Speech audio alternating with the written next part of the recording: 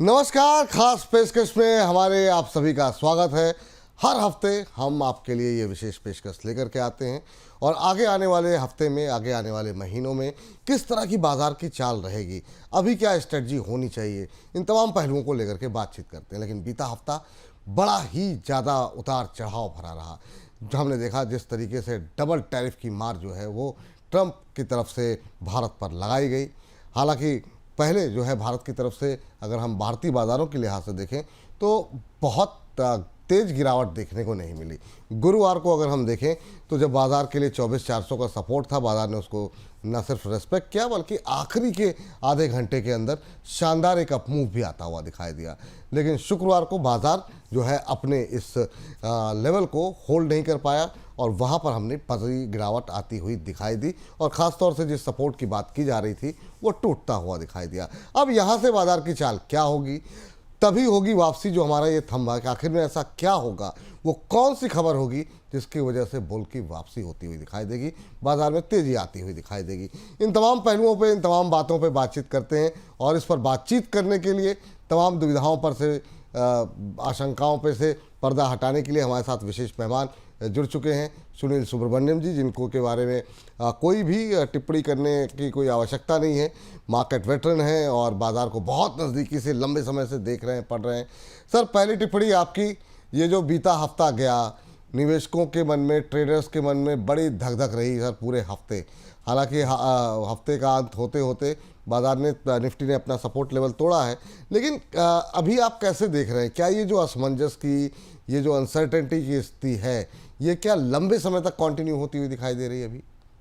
मुझे नहीं लगता है, क्योंकि ये आपको समझने की ज़रूरत है कि ये अनसर्टेनिटी कहाँ से आई। यानी ट्रंप ने जो एग्जीक्यूटिव ऑर्डर साइन किया था जी। वो नेचुरली मार्केट को बहुत बड़ा सरप्राइज था, क्योंकि 25% जो पहले लगा था और अगस्त 23 को यूएस की टीम आने वाली थी, ट्रेड टीम, और उम्मीद ये थी कि बात करेंगे और जो भी छोटे मोटे चीज़ या ज़्यादा बड़े बड़े चीज़ भी है, कुछ ना कुछ हल निकालकर एक इंटरिम डील आ जाएगा और ये 25 से शायद 20 या 19 की उम्मीद कर सकते हैं। इस माहौल में थी कि उन्होंने सडनली वो एग्जीक्यूटिव ऑर्डर जिसमें रशिया की बातों को अंदर घुसा दिया। तो मेरा मानना है कि ये दोनों अलग चीज़ है। एक 25% का टैरिफ जो लगा था, क्योंकि ट्रेड, हम हाई टैरिफ देश है, ओपन नहीं कर रहे हैं, हमारे नॉन टैरिफ बैरियर्स भी हमारी ज़्यादा है, ये सब चीज़ के कारण वो 25 लग गया था। मगर ये सेकेंड 25 एक चाल है, पॉलिटिकल चाल है। तो एक तरफ आप समझ सकते हैं कि टैरिफ के थ्रू वे वेपनाइज कर रहे हैं। यानी क्या, रशिया यूक्रेन के झगड़े में जो डोनाल्ड ट्रंप ने कोशिश की, उधर यूक्रेन के प्रेसिडेंट भी आए थे अमेरिका को, उसके बाद बातचीत, बहुत ट्रेड टॉक्स भी हो रही थी, न्यूट्रल एरिया में भी, इस्तांबुल में जाके उन्होंने बातचीत भी इंकरेज किया, उसमें सक्सेस नहीं मिल रही थी और फाइनली उन्होंने आर्म सप्लाई भी यूक्रेन को चालू करने का फैसला ले लिया। तो ट्रम्प की ये कोशिश मेरे मन में ये है कि कैसे दबाव रशिया के ऊपर डाला जाए।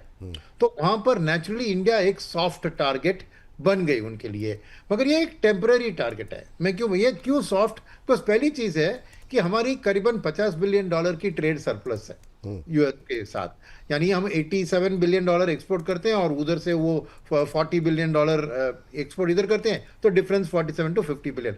यूएस का टोटल इंपोर्ट $3 ट्रिलियन है, उसकी ट्रेड डेफिसिट 1.2 ट्रिलियन है।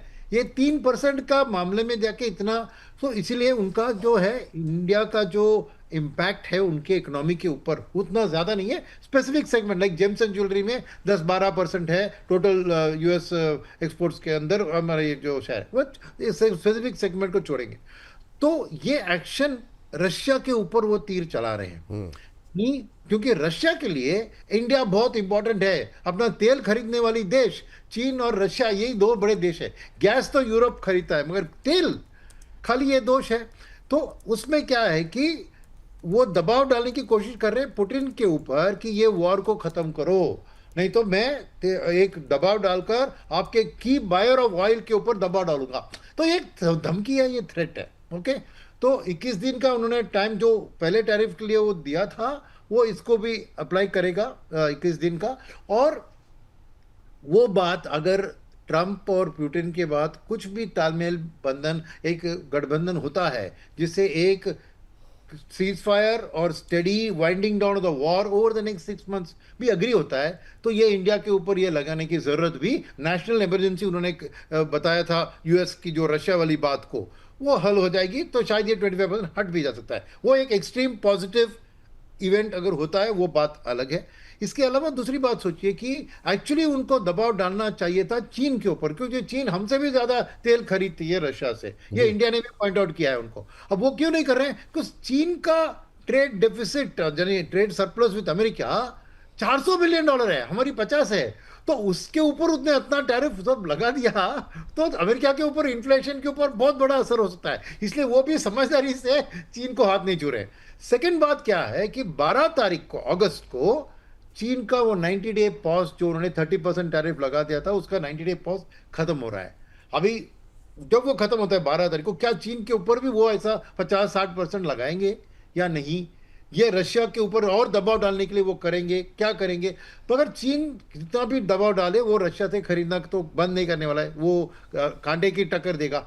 तो मेरा मानना है कि ऐसे इवेंट्स बहुत है अभी जो अगले 3 हफ्ते में, जहां पे ये सेकेंड 25% वाली टैरिफ वाली बात में बदलाव आ सकती है, depending on how the US Russia talks go on और how the US China trade talks go on. So ये दोनों बात भी आके हमारी 25% टैरिफ के ऊपर कुछ असर आ सकती है, बट पॉजिटिव होगा नेगेटिव होगा आज कहना मुश्किल है, नंबर 1। नंबर 2, वो वाली बात अगर मिस्टर ट्रंप ने एक इंटरव्यू में कहा था कि नहीं कुछ टॉक्स नहीं होगी, मगर इंडियन साइड मेंटेन कर रहे हैं कि 23 तारीख को उन्होंने इनवाइट किया है वो कोर 25% टैरिफ के ऊपर डिस्कस करने के लिए। और ऑलरेडी मिस्टर मोदी जी ने ऑलरेडी कह दिया कि हम एग्रीकल्चर पर में कुछ नहीं, मुझे कुछ भी हो, I am willing to take the दिक्कत, बट मैं उस पर नहीं दूंगा। मगर फिर भी मेरा एक सोच है कि एक जेन्युइन ट्रेड लेवल्स में थोड़ा एक अग्रीमेंट, इंटरिम अग्रीमेंट आ सकती है। तो आज जितना एक निराशा भरी वातावरण है, 50% लग गया और सबके ऊपर, मेरा मानना है कि आने वाले दिनों में उसमें कुछ हल आ सकता है, मगर टाइम की बात है। ये सब इवेंट्स को हमें ट्रैक करना चाहिए और उस हिसाब से हमें सोचना चाहिए कि जी। कैसे ये डेवलपिंग स्थिति होगी।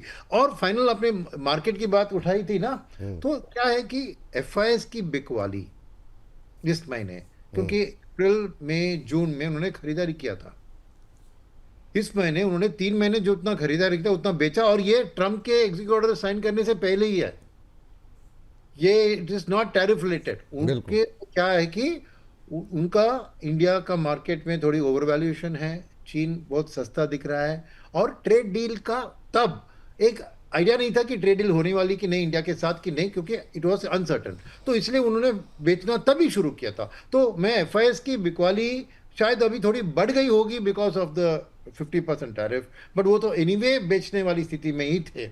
अब उनकी वापसी कब अब होगी, वो अभी तो ये 25+25 की बातचीत जो चल रही है उसके ऊपर ही डिपेंड होगी। तो एफआईएस का वापस आना, मैं समझता हूँ थोड़ी वक्त का इंतजार करने की जरूरत है।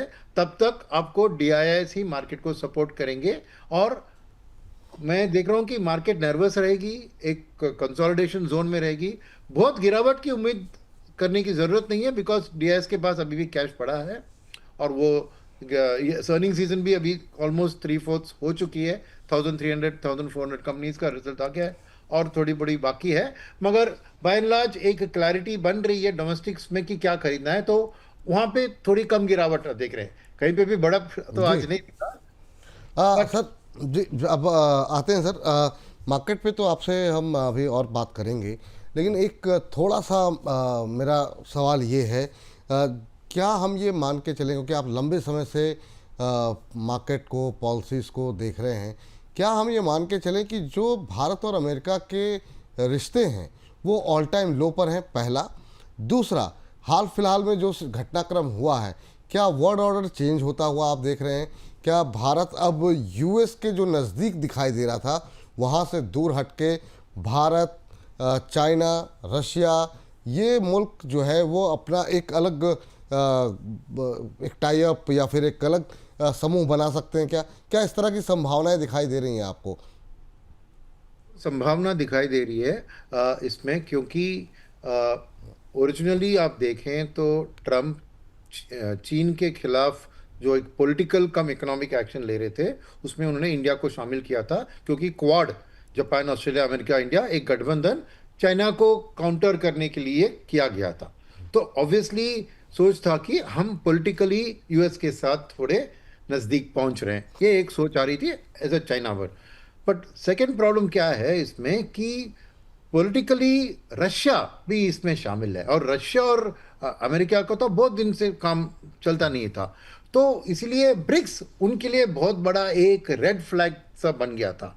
और कई बार उन्होंने पिछले 3-4 महीनों में उन्होंने कह दिया, इनफैक्ट नवंबर में जब वो उनका इलेक्शन का रिजल्ट आया तभी उन्होंने कहा कि ये ब्रिक का डी डॉलराइजेशन वाला मूव मैं सख्त उसको अपोज करूंगा और बहुत मैं पनिशिंग टैरिफ लगाऊंगा अगर उन्होंने ऐसा कुछ किया। तो इंडिया का ब्रिक्स में शामिल होना भी उनको अच्छा नहीं लगा था। तो क्वाड वर्सेस ब्रिक्स में इंडिया को चूज करना था, और हम एक विशी वॉशी स्टेज में थे क्योंकि हमने क्लियरली कह दिया कि हम डी डॉलराइजेशन मानी डॉलर ब्रिक्स का करेंसी को हम कोई प्रमोट नहीं कर रहे। हमने साफ वो, क्योंकि हम यूएस के नज़दीक पॉलिटिकली आना चाहते थे, तो हमने एक अच्छी तरह वो खेल खेला।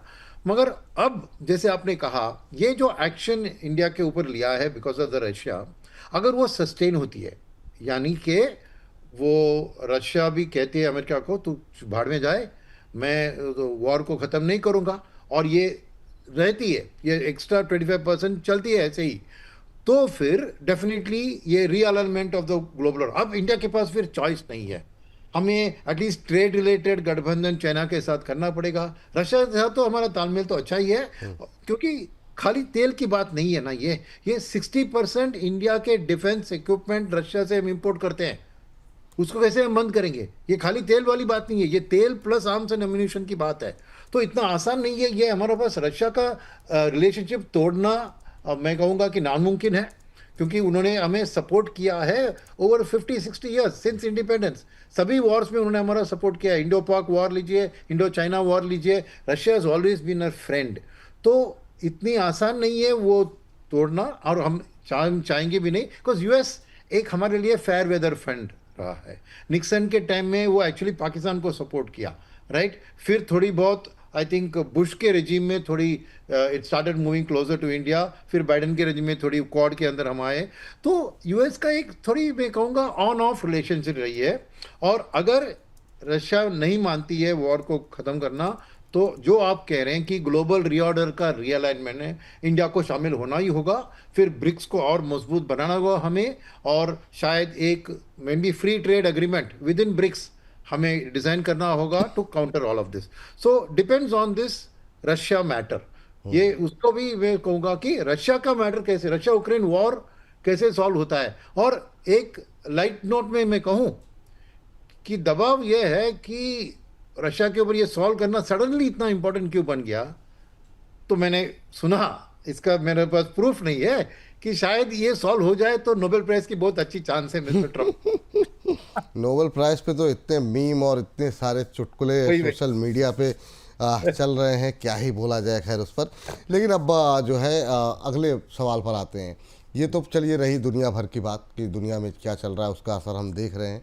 लेकिन सर हमारे यहाँ भी अगर हम देखें तो नंबर्स जो अभी क्वार्टरली आए हैं, बहुत उत्साहजनक तो अभी दिखाई नहीं दिए नतीजे।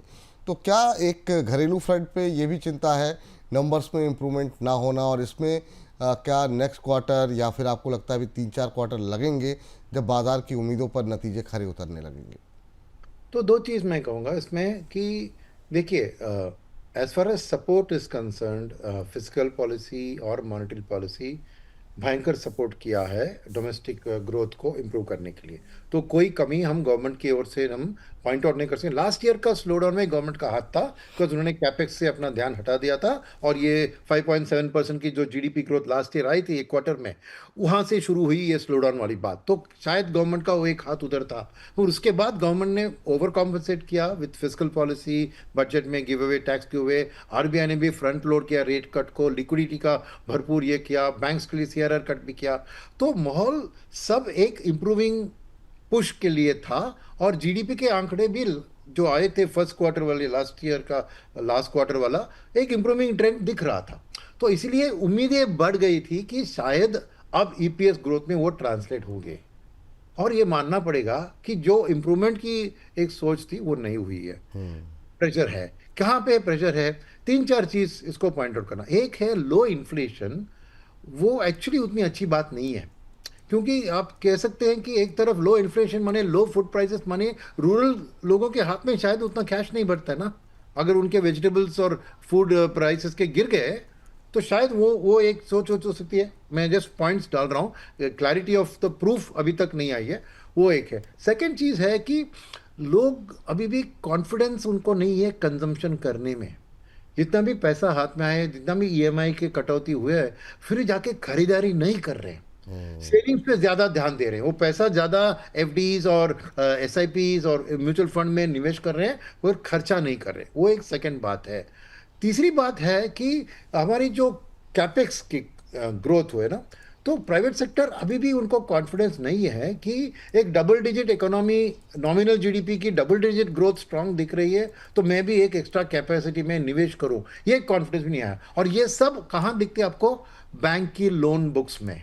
आप लास्ट ईयर से अब तक देखते तो कंसिस्टेंटली आपको कॉर्पोरेट लोन बुक या personal loan book, housing loan book, सब के सब डिक्लाइनिंग ट्रेंड में रहे हैं। तो यानी लोन ग्रोथ रेट डिक्लाइन माने नेगेटिव ग्रोथ नहीं, स्लोअर ग्रोथ रेट हुआ है।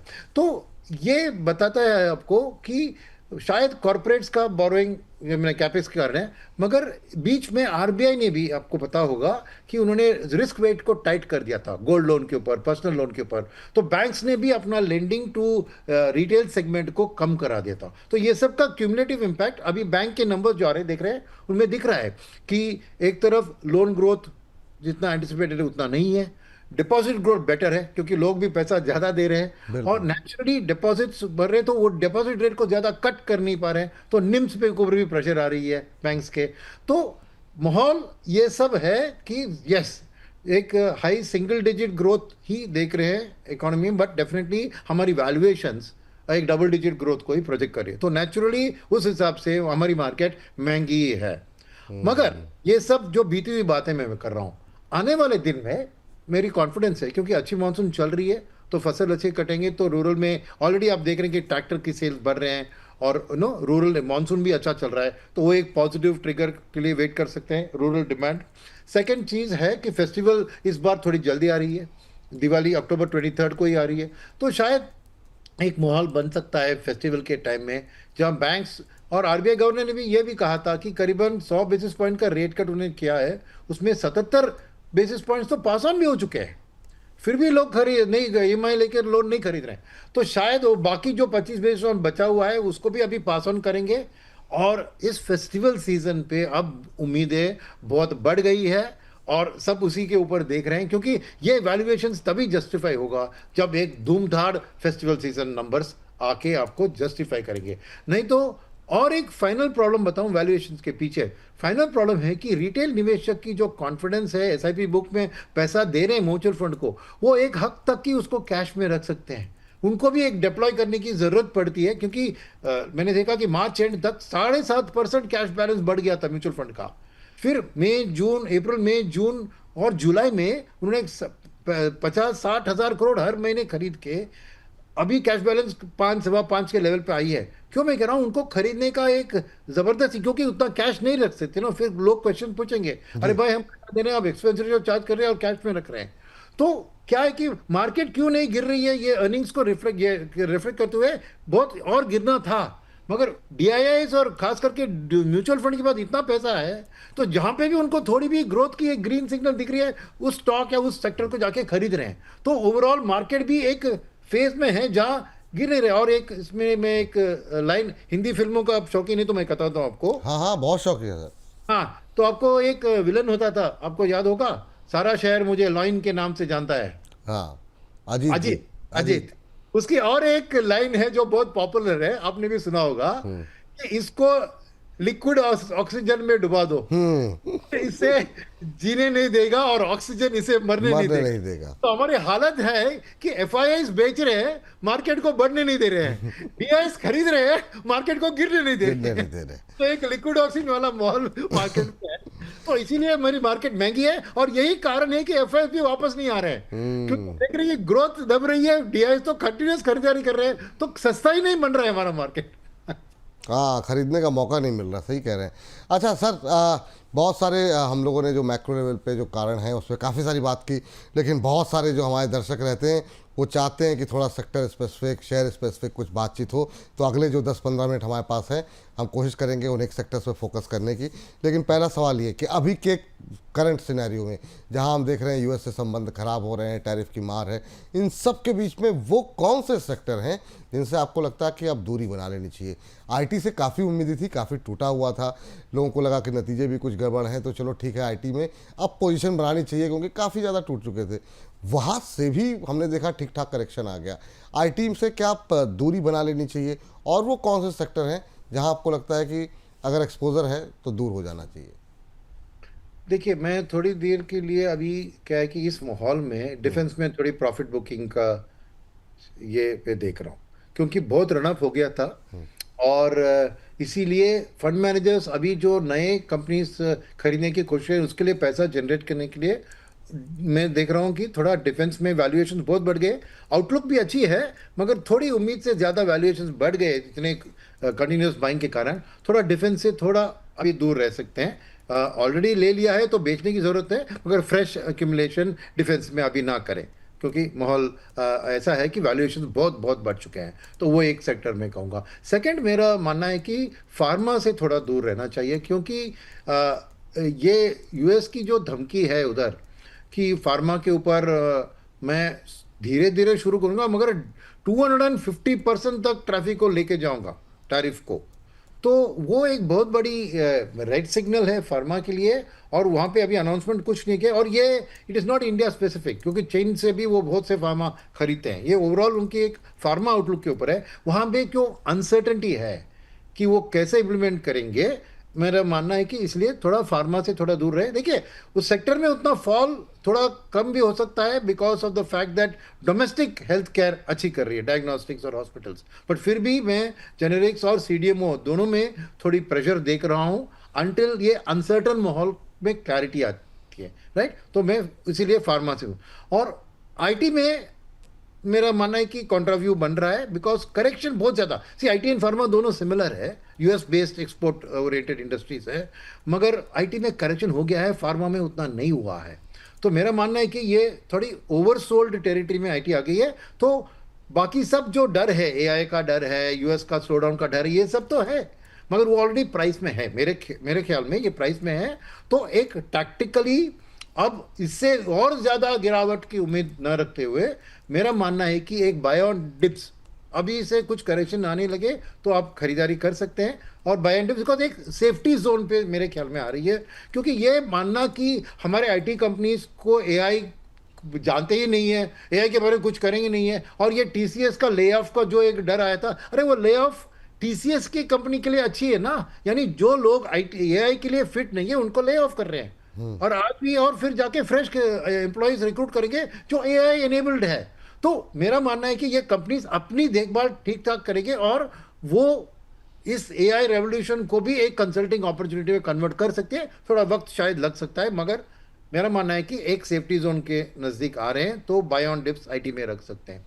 उसके अलावा अवॉइड करने वाली सेक्टर मेरे ख्याल में और कुछ मुझे सी, देखिए ऑब्वियसली ये टैरिफ रिलेटेड सेक्टर जैसे टेक्सटाइल्स और जेम्स एंड ज्वेलरी वहाँ थे, मगर उधर तो क्या है कि वो सब small proportion of the index है। ऐसा नहीं है कि एक सेपरेट टेक्सटाइल का इंडेक्स है या लेदर का इंडेक्स है जहाँ पे आप उसको सेल कर सकते हैं, ऐसा कुछ नहीं है। तो ये ब्रॉडर मिड कैप और स्मॉल कैप इंडेक्स में उनका शेयर होता है, मगर आप चुन नहीं सकते क्योंकि आपने फंड में बात डाल दिया।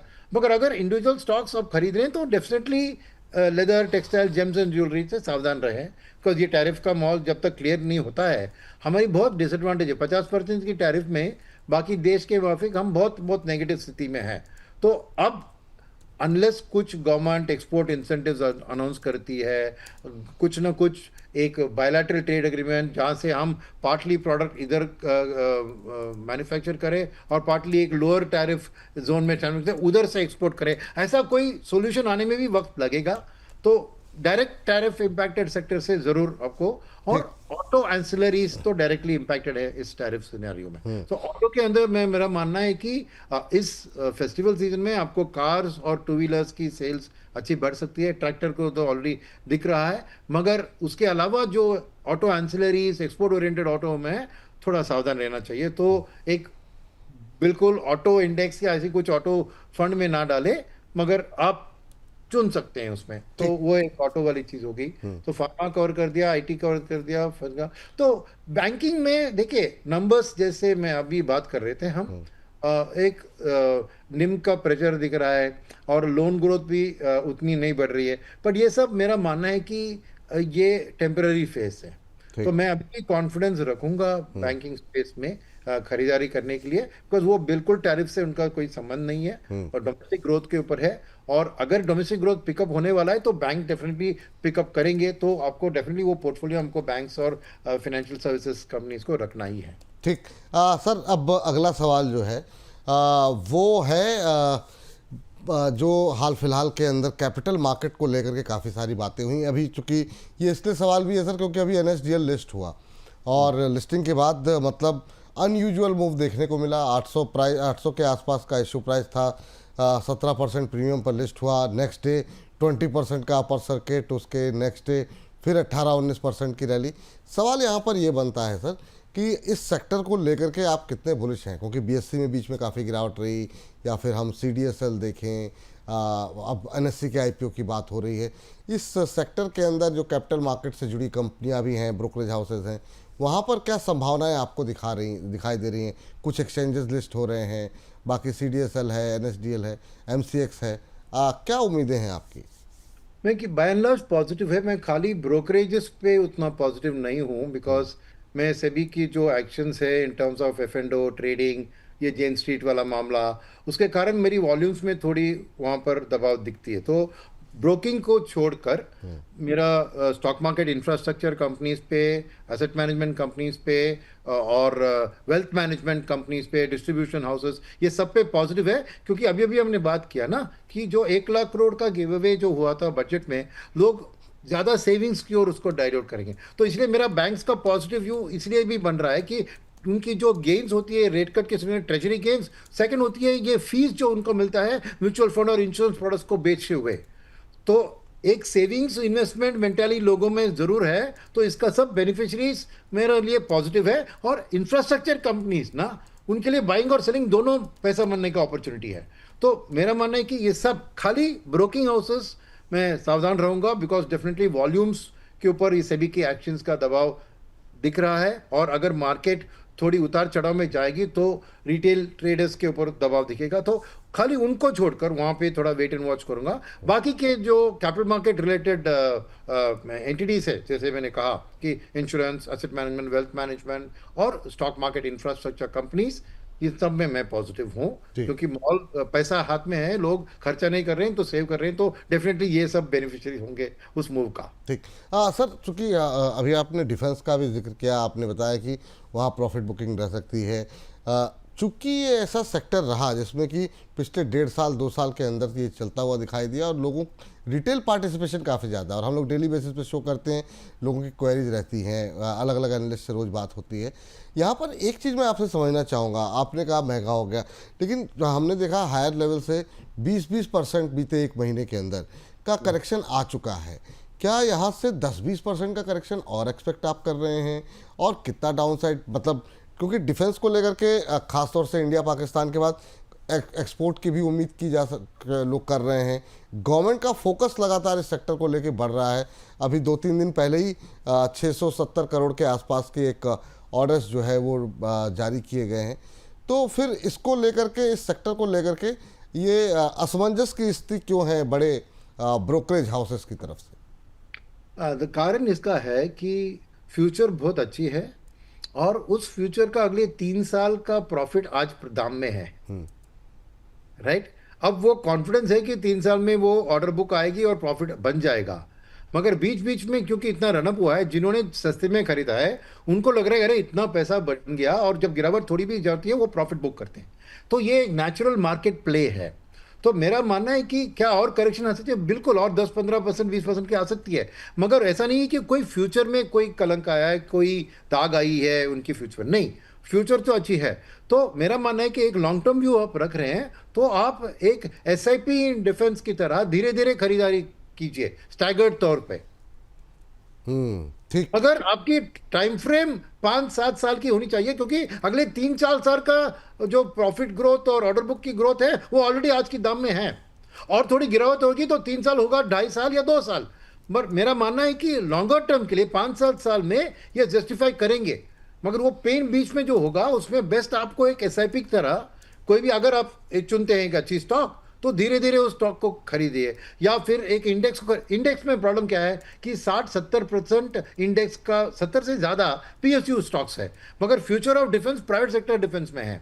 तो मेरा मानना है कि खाली निफ्टी डिफेंस इंडेक्स को खरीद के भी फायदा नहीं है, क्योंकि वहीं पे वैल्यूएशन भी ज़्यादा बढ़ गई है। बट एक डाइवर्सिफाइड पोर्टफोलियो अपनी तरफ से आप बनाएंगे, जहां पे आप वेटेज प्राइवेट सेक्टर डिफेंस को भी दीजिए आपके पोर्टफोलियो में, और उस पोर्टफोलियो में आप हर वक्त में, maybe every fortnight once, आप धीरे धीरे छोटी छोटी रकम रख के खरीदारी करते रहिए।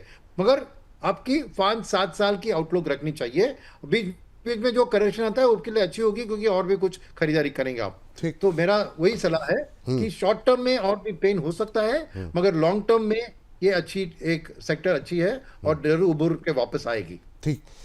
दो सवाल है सर, हालांकि आप इंडिविजुअल स्टॉक पे बोलते नहीं है, लेकिन चूंकि ये बहुत ही रिसेंट मामला है एनएसडीएल को लेकर के, कोई टिप्पणी करना चाहेंगे क्या इस पर?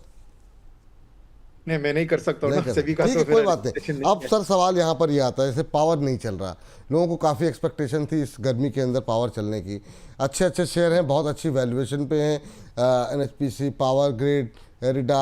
एरिडा तो खैर काफ़ी ऊपर चला गया था, अब काफ़ी नीचे भी आ गया, लेकिन बहुत सारी कंपनियां हैं जो मतलब ठीक वैल्यूएशन पर हैं, नहीं चली, लेकिन साल भर से ठंडी पड़ी हुई।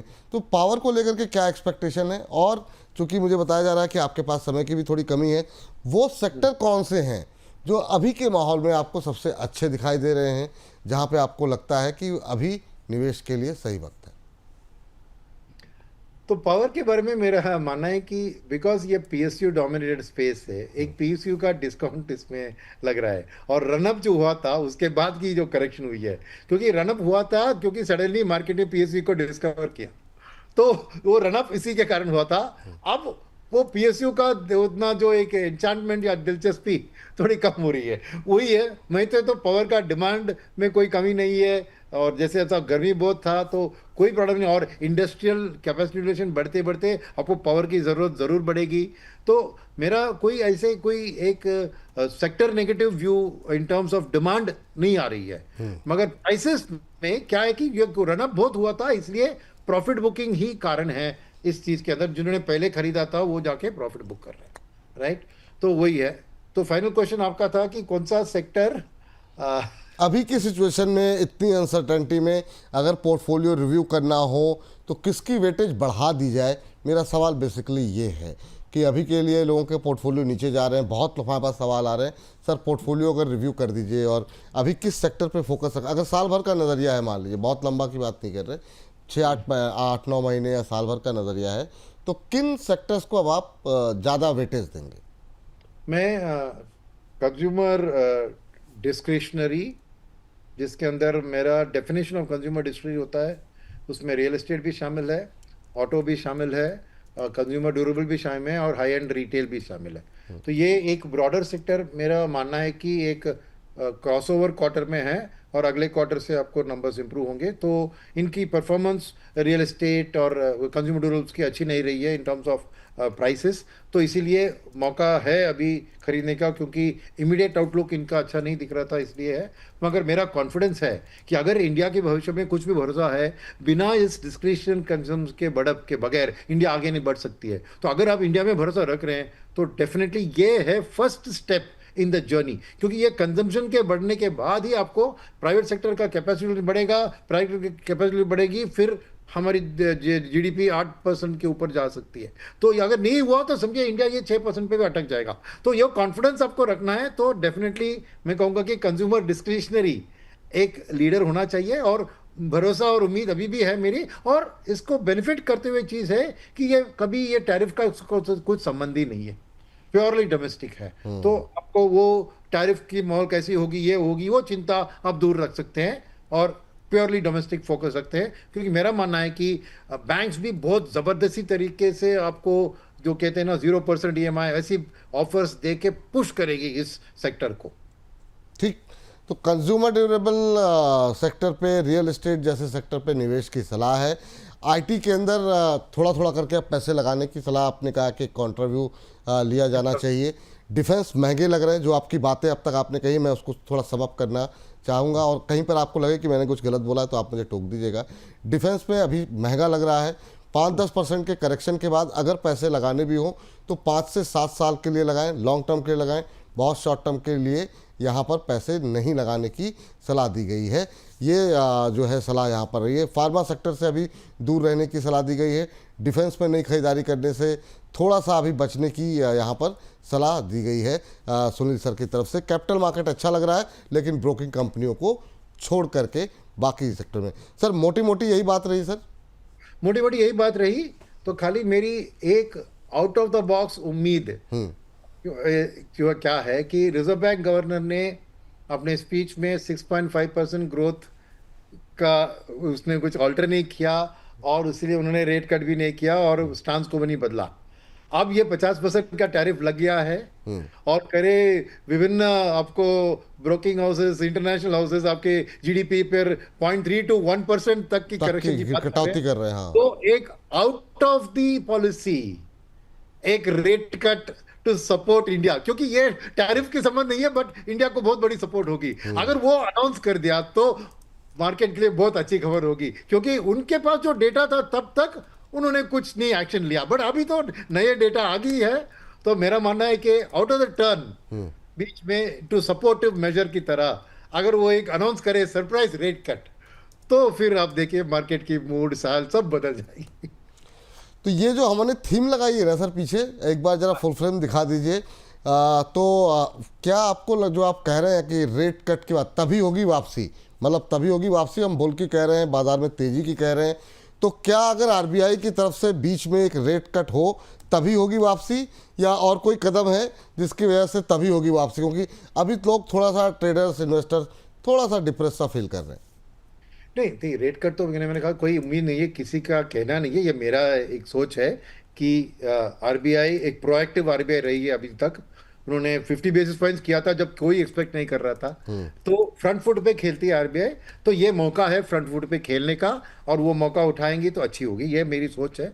किसी से मैंने खबर कुछ सुनी नहीं है। सेकंड जो बात किया, उसके अलावा क्या हो सकता है कि हम इस ट्रंप पुतिन वाले झमेले से एक अच्छी स्मूथली तरह अगर हम इसे निकल पड़े, वो बहुत अच्छी होगी। बिकॉज वो हमारी डिप्लोमेटिक स्किल्स के ऊपर भी बहुत बड़ा ये होगा कि किसी तरह हम कन्विंस करेंगे अमेरिका को और इसको कि देखिए हमारी ज़रूरत है इसलिए हम खरीद रहे हैं, चॉइस नहीं है करके कुछ का कुछ हल इसमें ला गया। डिप्लोमेटिक स्किल्स जयशंकर की बहुत सामने आएगी इसमें हमारी सिचुएशन। जैसे मैंने कहा, ये ट्रेड वाली बात नहीं है, ये पॉलिटिकल वाली बात है। तो टॉक्स ज़रूर, बैक चैनल डिप्लोमेसी तो चल रही होगी, ऐसी नहीं है। इसलिए हमने बहुत एक काउंटर टैरिफ ऐसा कुछ बात नहीं किया है, हमने भी एक मैच्योर रिप्लाई दिया है। तो मेरा मानना है कि इन 21 दिन, और उसका रीज़न मैं बताता हूँ। टैको आपने सुना होगा मीम में ना? हाँ बिल्कुल sir. Trump always chickens out. तो उन्होंने लगा दिया था, अनाउंस कर दिया, फिर वो पलट में वो कुछ सोचते नहीं है। उनका कोई ये नहीं है कि अरे मैंने पहले ही वो बोला था, अभी क्यों मैं ऑपोजिट बोल रहा हूँ। वो आसानी से उसको ऑब्जर्व करके आगे जा बढ़ते हैं, right. Suddenly India is my great friend, ये वो कुछ कर देंगे। तो वो भी एक उम्मीद है कि उन्होंने जस्ट अपना सीरियसनेस दिखाने के लिए ये एग्जीक्यूटिव ऑर्डर साइन कर दिया, मगर ग्राउंड लेवल पे बातचीत जरूर होती होगी। और अगर उसमें कुछ भी एक रिलैक्सेशन द गाइडलाइन मिल जाए तो वो भी मार्केट के लिए एक बहुत बड़ी बूस्टर होगी। बिल्कुल। तो अगर बीच में आरबीआई की तरफ से कोई रेट कट हो जाए, ट्रंप और पुतिन के बीच बातचीत में थोड़ी सी नरमी आ जाए उन दोनों के रिश्तों में, तो ये वो कारण है जिसकी वजह से फिर बाज़ार में गिरावट का दौर भी थमेगा, बाज़ार में नई तेज़ी भी होगी। बाकी देखते हैं इन सब चीज़ों पर क्या होगा, आने वाले हफ्तों में, आने वाले महीनों पे नज़र रहेंगी और सुनील सर को हम बीच बीच में परेशान करते रहेंगे। जब जब कोई ऐसी स्थिति आएगी आप अपना मार्गदर्शन देते रहिए। सुनील सर बहुत बहुत शुक्रिया, धन्यवाद आज की इस चर्चा में जुड़ करके हमारे तमाम दर्शकों के मन में जो दुविधाएँ थीं उसको दूर करने के लिए। तो फिलहाल इसी के साथ कार्यक्रम को समाप्त करने की अब बारी आ गई है, लेकिन अभी भी ये सवाल तो बना हुआ है कि अगर ऐसा नहीं हुआ तो क्या होगा, और हर रोज़ बाज़ार में करें तो करें क्या। तो इसके लिए हम जो है हर रोज़ सुबह 8:30 बजे से हमारे कार्यक्रम शुरू हो जाते हैं। मेरे साथ जुड़िए 10 बजे यार बाज़ार में, और दोपहर 1 बजे अपने सवालों के साथ सवाल लाख टके का में डेली बेसिस पे आपके प्रश्नों के उत्तर मिलते हैं, डेली ट्रेडिंग आइडियाज़ के बारे में डिस्कस करते हैं। सुबह की रणनीति उंगलियों में पर दुनिया के जरिए अंशुमान जी से समझिए कि आखिर में बाज़ार में दुनिया में क्या हो सकता है, कैसे खुल सकते हैं बाज़ार। तो लगातार बोनस के साथ बने रहिए, बोनस आपको मिलता रहेगा। मुझको फिलहाल के लिए इजाज़त दीजिए, नमस्कार।